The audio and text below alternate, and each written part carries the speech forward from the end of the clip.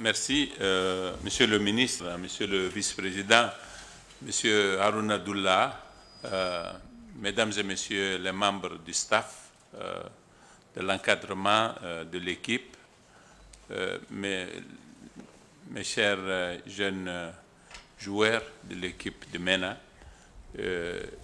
C'est avec beaucoup de plaisir que je vous reçois cet après-midi ici, à la présidence de la République.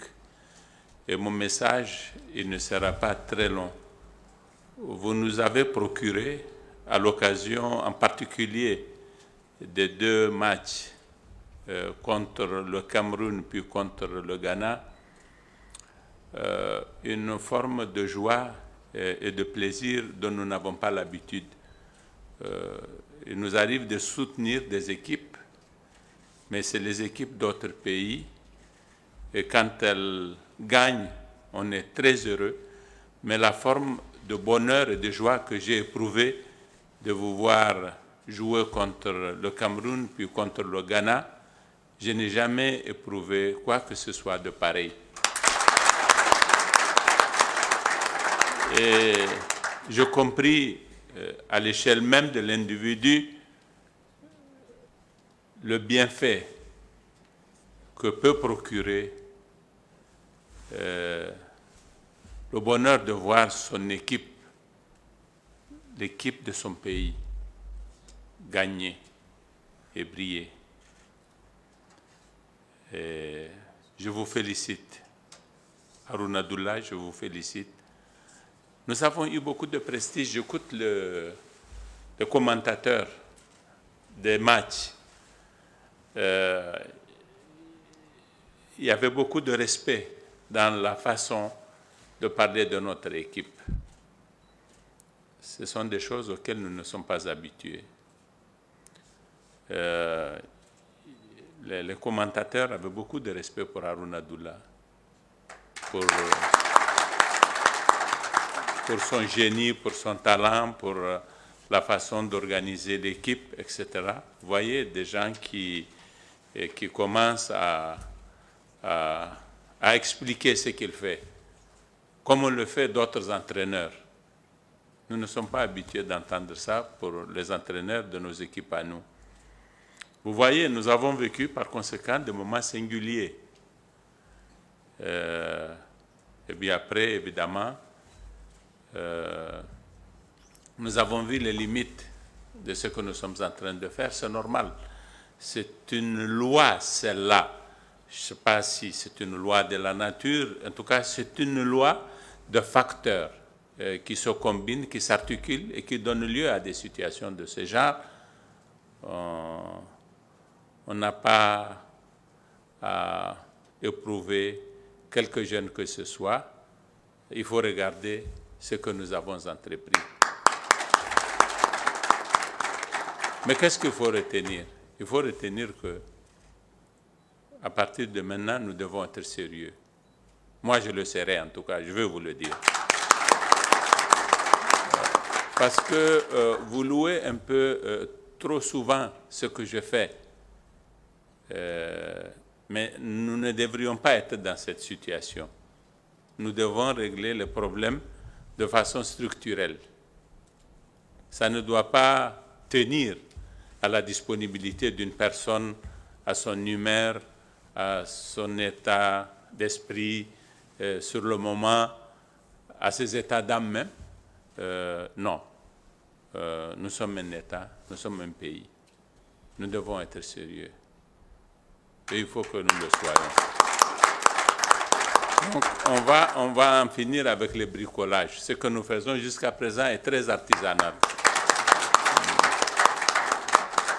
Et nous devons faire ce que font les autres. Vous savez,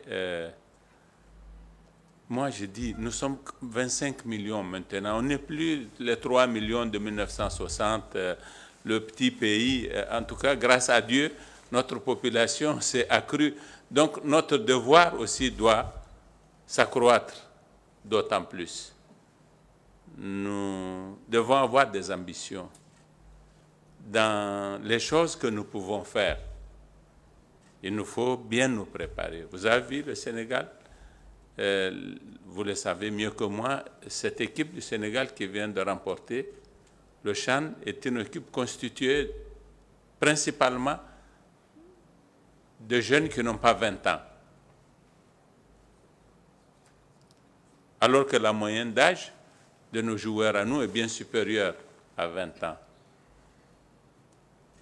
Il faut préparer les jeunes. Il faut les préparer.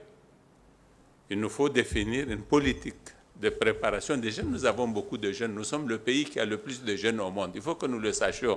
Ça aussi, ça a une implication. Nous sommes le pays dont 50% de la population a moins de 15 ans. C'est un grand défi, mais c'est une grande chance aussi. Alors, il ne faut pas que nous voyions l'aspect défi de la situation, son côté défi, il faut voir son côté chance. Mais si nous ne travaillons pas à mettre en valeur la chance, ça devient un gâchis. Et en ce moment, on est confronté aux effets négatifs de la situation plutôt que de tirer profit de ce qu'elle peut nous promettre.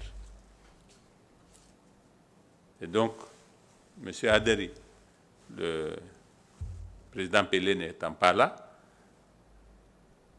nous allons, les prochaines semaines, nous asseoir, réfléchir avec vous très sérieusement pour définir notre politique du sport de façon générale, mais du football. Vous le savez, le football, c'est différent quand même des autres sports, quoi qu'on dise.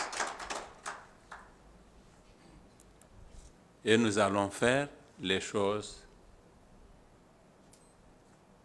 telles que nos atouts, nous puissions les mettre en valeur. Et les atouts, je sais que nous en avons. Nous avons beaucoup d'atouts. Il s'agit de mettre les ressources qu'il faut.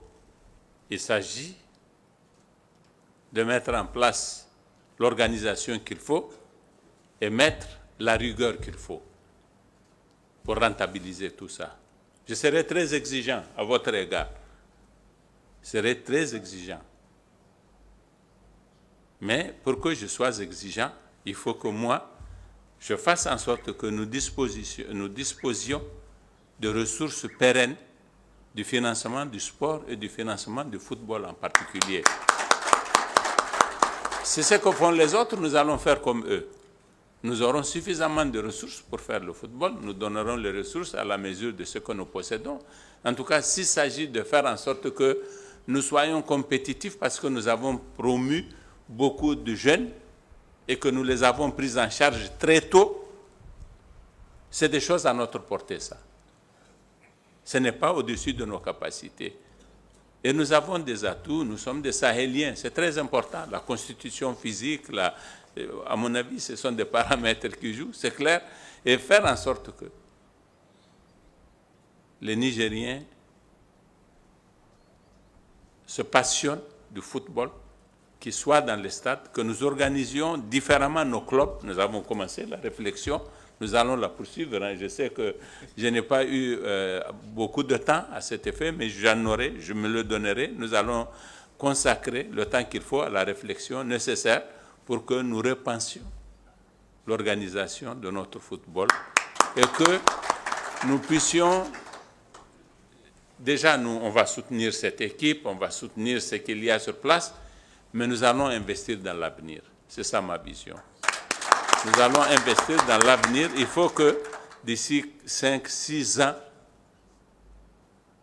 on parle du Niger comme on parle de nos voisins. On parle du Nigeria, on parle du Burkina, on parle du Mali, on parle du Sénégal, à plus forte raison, de la Côte d'Ivoire, du Cameroun. Tout ça, ce sont des pays qui sont très proches de nous. Et donc, nous pouvons faire comme eux.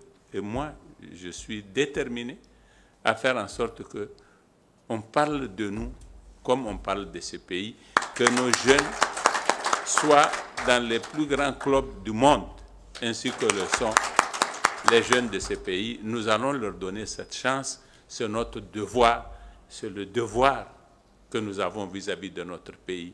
L'émotion qu'on éprouve lorsqu'on est à ce niveau de compétition c'est une émotion, je vous ai dit, à nul autre comparable. Pourquoi nous ne ferions pas en sorte que nous ayons cette émotion plus souvent que ça n'a été le cas aujourd'hui? Pourquoi nous ne pourrions pas faire en sorte justement que cette joie-là, nous aussi, nous puissions l'éprouver, nous puissions en jouir? On fait ce pari, Harouna Abdoula, je vous le promets. Merci beaucoup. Merci.